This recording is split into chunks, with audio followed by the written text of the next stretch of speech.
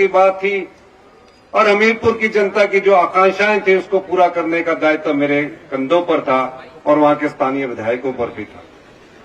मैं उनके बारे में कोई ज्यादा चर्चा नहीं करना चाहता, लेकिन 27 तारीख को जब बजट प्रस्तुत किया जा रहा था, राज्यसभा की वोटिंग थी, रात को हम सारे विधायक इकट्ठे होकर खाना खाया, सुबह का ब्रेकफास्ट किया।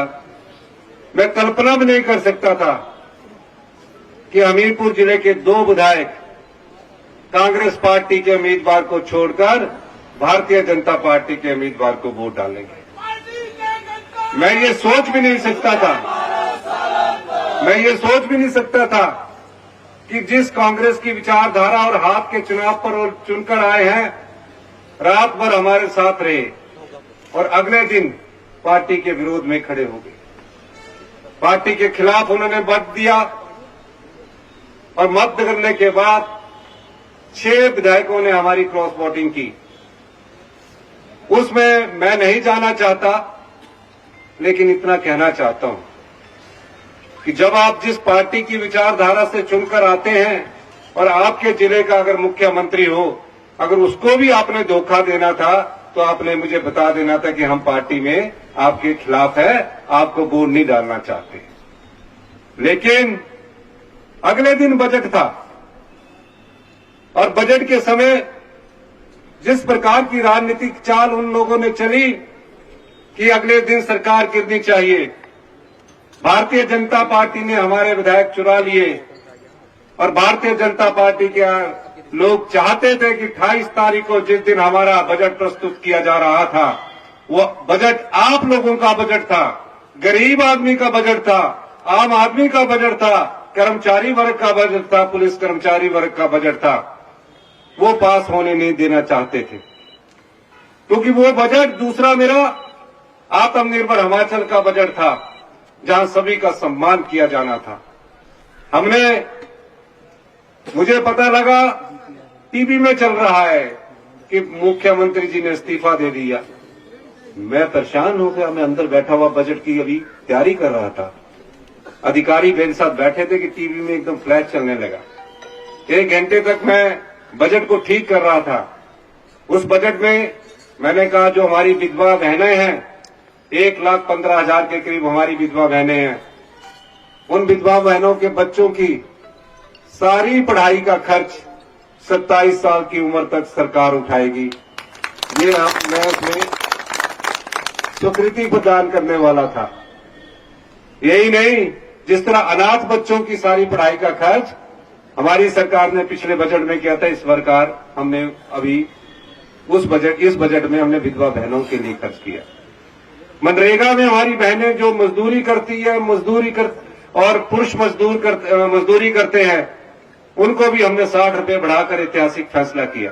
भारतीय जनता पार्टी उस बजट से बुखलाई हुई थी, लेकिन मैं धन्यवाद करना चाहता हूं हमारे सभी विधायकों का, जो इस विपदा के समय कांग्रेस पार्टी के साथ खड़े हुए और सबने एकजुटता से कांग्रेस पार्टी का जो बजट प्रस्तुत किया उसको पास किया। मैं भारतीय जनता पार्टी के नेता जयराम ठाकुर जी को कहना चाहता हूं, सत्ता आती है, सत्ता जाती है, लेकिन लोकतांत्रिक मूल्य जिंदा रहने चाहिए। जब जनता ने 5 साल चुनकर उनको भेजा होता है, 5 साल के अंदर उनको अपना परिणाम दिखाने का मौका पूरा मिलना चाहिए। वो किसी भी प्रकार से राजनीतिक सत्ता हथियाने की कोशिश करें, दावे के साथ कह सकता हूं कि हम 5 साल आपकी सेवा करेंगे, हमको सेवा करने से कोई नहीं रोक सकता। बार बार गारंटियों की बात करते थे। मैंने आर्थिक स्थिति का जायजा लिया। हम आर्थिक बदहाली के दौर से गुजर रहे हैं, लेकिन 14 महीने में मेरी सरकार ने भ्रष्टाचार पर जो लगाम लगाई, उसके कारण हमारा राजस्व बढ़ा। 14 महीने तक हम नीतियां बदलते रहे, कानून बदलते रहे। माइनिंग माफिया के खिलाफ हमने एक आंदोलन छेड़ा। मैं जानता हूं कुछ माइनिंग माफिया हमारे खिलाफ हो गए, धन का प्रयोग करके सत्ता हथियाना चाहते हैं, हम आम आदमी से उठकर राजनीति करते हैं। सत्ता का मोह हमें नहीं होता, लेकिन भ्रष्टाचार इस प्रदेश में बिल्कुल पूरी तरह से खत्म करने के लिए हम कटिबद्ध हैं। इस प्रदेश की आर्थिक स्थिति जो किसी से छिपी नहीं है, 75,000 करोड़ रुपए का हम पर कर चढ़ा हुआ है, 10,000 करोड़ रुपए की लायबिलिटीज थी। उसके बाद हमने अपने सरकारी कर्मचारियों और अधिकारियों को ओल्ड पेंशन स्कीम दी। जितने भी सरकारी कर्मचारी और अधिकारी हैं जो ओल्ड पेंशन स्कीम में आए हैं, उनको मैं ये बताना चाहता हूं, ओल्ड पेंशन स्कीम के बाद जो हमारे में पर आर्थिक प्रतिबंध लगे, उन आर्थिक प्रतिबंधों से भी जूझकर हम उबर रहे हैं। 1780 करोड़ रुपए भारत सरकार ने हमारे ओल्ड पेंशन स्कीम देने के कारण काट दिए गए, लेकिन हमने हार नहीं मानी। हमने कहा हम अपने सरकारी कर्मचारी और अधिकारियों को ओल्ड पेंशन स्कीम देंगे ताकि उनका बुढ़ापा सुरक्षित हो सके। ये हमारी सरकार की कटिबद्धता है। यही नहीं, हमीरपुर जिला में कई विकासात्मक योजनाओं को हम लेकर आए, लेकिन हमीरपुर के 2 विधायक उसमें हमारे साथ सहयोग नहीं कर रहे थे। मैं एक और बात कहना चाहता हूं, हमारी सरकार किसानों तक पहुंचना चाहती है। आपने देखा हिमाचल प्रदेश हिंदुस्तान का पहला राज्य बना जहां गाय के दूध पर और भैंस के दूध पर मिनिमम सपोर्ट प्राइस दिया गया, एमएसपी दिया गया, यानी कि गाय का दूध 1 लीटर 1 किलो 45 रुपए के हिसाब से खरीदा जाएगा और भैंस का दूध 55 रुपए के हिसाब से सरकार खरीदेगी। ऐसा क्यों? ऐसा इसलिए कि जो गांव में बैठा हुआ किसान है उसके हाथों में पैसा पहुंचे। जब आपदा आई, आपदा में 16,000 घर नष्ट हो गए, 4,000 घर पूर्णतः नष्ट हो गए। जिसका पक्का मकान था, एक रात पहले उस मकान में वो सोया हुआ अपने परिवार के साथ था। आपदा ने कुछ ही चंद मिनटों और घंटों में उसके घर को तबाह कर दिया। तबाही का ऐसा मंजर जुलाई अगस्त में था, मैं पूरे प्रदेश में घूमा कि जब तबाही देखता था मैं तो मन भर आता था। अधिकारियों के साथ बैठक की। बैठक करने के बाद जब मैंने नियम कानून देखे तो कहा जिसके घर 50 लाख का भी बना है, 20 लाख का भी बना है, उसे सिर्फ 1.5 लाख रुपया दिया जाएगा। मैंने नियम बदल दिए, मैंने कानून बदल दिया। मैंने कहा पाई पाई जोड़कर एक घर बनता है, अगर उस घर को हम 1.5 लाख देंगे वो जिंदगी भर कभी भी पक्के मकान में नहीं रह सकेगा। हमने नियम बदल कर उन्हें 7 लाख रुपए देने का प्रावधान किया। फिर कुछ लोगों के कच्चे घर थे, कहा कच्चे घर को नहीं मिल सकता। मैंने क्या कहा कि ये जो परिवार है क्या यह जिंदगी भर कच्चे घर में रहेगा? उसके लिए भी नियम बदल दिया। जिसके कच्चा घर 2 लाख रुपए का था, मैंने उसको भी बदलकर 7 लाख रुपए कर दिया। इसलिए 16,000 परिवारों को हमने बसाने का काम किया। क्योंकि अभी मुझे काफी भाषण और जगह भी देना है। पहली बार पटवारी हमारी जनता के पीछे घूमते आए। आपको तकसीम करने में कई साल लग जाते थे, आपका इंतकाल करने में कई साल लग जाते थे। हमने मीटिंग की और पहली बार 1 लाख इंतकाल 3 महीने के भीतर कर दिए गए हैं और 7,000 से अधिक तकसीम के केस कर दिए गए हैं। ये सोच कहां से पैदा हुई? ये योजनाएं कहां से आई?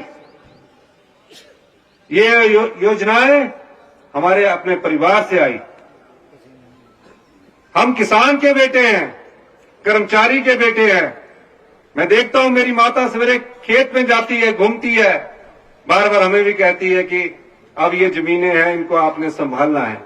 पर मैं कई बार देखता था, विधायक था तो कई लोग आते थे कि हमारी तकसीम करवा दो, हमारे इंतकाल करवा दो।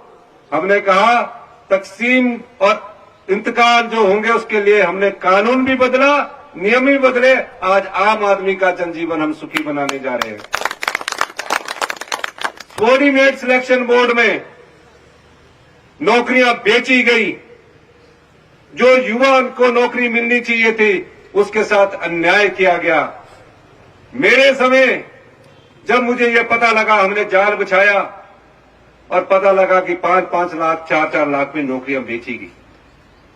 मेरे जिले से था। मैंने कहा कि हम भ्रष्टाचार पर करारा प्रहार करेंगे और मैंने सबॉर्डिनेट सिलेक्शन बोर्ड को भंग किया। भारतीय जनता पार्टी के समय आपने देखा होगा, इस सबॉर्डिनेशन सिलेक्शन बोर्ड से नौकरियां बेची जा रही थी और वो आंखें बंद करके बैठे हुए थे। पुलिस भर्ती का पेपर लीक हुआ और पुलिस भर्ती में युवाओं के साथ अन्याय हुआ, लेकिन हमने उस प्रकार का रोजगार देने से भ्रष्टाचार में लिप्त सम्मिलित अधिकारियों को जेल की सलाखों के पीछे भेजा। आज सबॉर्डिनेट सिलेक्शन बोर्ड के अधिकारी जेल की सलाखों के पीछे जा रहे हैं। और अभी कुछ दिन पहले सबॉर्डिनेशन राज्य चयन आयोग ने हमारा काम करना शुरू कर दिया है। अब वहां भर्तियां शुरू हो गई है। इनके समय कोई रिजल्ट नहीं निकले। हमने 1 वर्ष में 20,000 रोजगार के अवसर पैदा किए। 10,000 आईपीएच में पैरा फीटर्स, इलेक्ट्रीशियन के इंटरव्यू, मल्टीपर्पज वर्कर के इंटरव्यू हो रहे हैं। 2061 फॉरेस्ट में, 1261 पुलिस की भर्ती में, 844 पटवारी में, और कितने रोजगार के अवसर। 6,500 बैच वाइज भर्तियों का नियुक्ति पत्र इस अप्रैल में शुरू होने जा रहा है और उनके टेस्ट भी शुरू होने जा रहे हैं। तो ये हमारी सरकार की कटिबद्धता है। लेकिन भारतीय जनता पार्टी इस सरकार को जिस प्रकार से गिराने का प्रयास कर रही थी, वो नकाब उनका आज आपके सामने है। मैं आपकी लड़ाई लड़ रहा हूं। मैं तो 30 साल संघर्ष करता रहा। 20 वर्ष पहले एमएलए बन गया। मुझे वीरभद्र सिंह जी ने भी पोर्टफोलियो देने की पेशकश की थी। मैंने कभी नहीं लिया, क्योंकि मैं राजनीति में सेवा भाव से आगे आया हूं। और मैं ये बात इसलिए कहना चाहता हूं, ये कुर्सी कोई मेरी नहीं है। मुख्यमंत्री की कुर्सी कोई मेरी नहीं है। इस मुख्यमंत्री की कुर्सी के हर 5 साल बाद आपको परीक्षा देनी पड़ती है। ये आम लोगों की कुर्सी है। मेरे 14 महीने के फैसलों का आकलन कर लीजिए। मेरे 14 महीने के कार्यकाल का आकलन कर लीजिए। उसमें आम जनता की समस्याओं के समाधान निकालने की योजनाओं की नीति नजर आएगी आपको। क्यों? क्योंकि हम आम परिवार से उठकर राजनीति करने आए हैं। आम परिवार का दर्द जानते हैं, किसान का दर्द जानते हैं। इसलिए आज मैं आपसे ये कहने आया हूं, जो लोकतंत्र को कमजोर करते हैं, जो खरीद में अपने आप को बेच देते हैं, आने वाले लोकसभा में आपके पास एक मौका है। आप उस मौका में जनता अगर हमारे साथ खड़ी होगी तो इस भ्रष्ट राजनीति को हम जड़ से उखाड़ फेंकेंगे। आप खड़े होंगे? क्या आप लोग हमारे साथ खड़े हो?